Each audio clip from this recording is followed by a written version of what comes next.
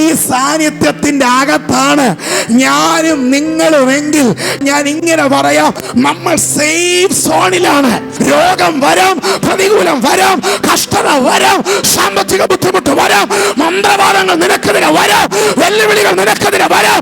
സാന്നിധ്യത്തിന്റെ അകത്താണെങ്കിൽ നീ സേഫാ. ഒന്നും നിന്നെ തരത്തില്ല, ഒരു വെല്ലുവിളികളും നിന്നെ തരത്തില്ല, ഒരു പ്രതിസന്ധികളും നിന്നെ തരത്തില്ല.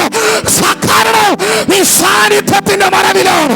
ഈ ലോകത്തിൽ ആരൊക്കെ നിനക്ക് തണല് തരാൻ നോക്കിയാലും അവിടെയും നിന്റെ ജീവിതത്തിൽ നിന്നെ തകർക്കാൻ ശത്രു പദ്ധതി ഒരുക്കും. പക്ഷെ സാന്നിധ്യത്തിന്റെ മറവിൽ നീ വന്നാൽ, ദൈവ സാന്നിധ്യത്തിന്റെ അകത്ത് ഈ ദിവസങ്ങൾ ഇരുത്താൻ പോവുകയാണ്.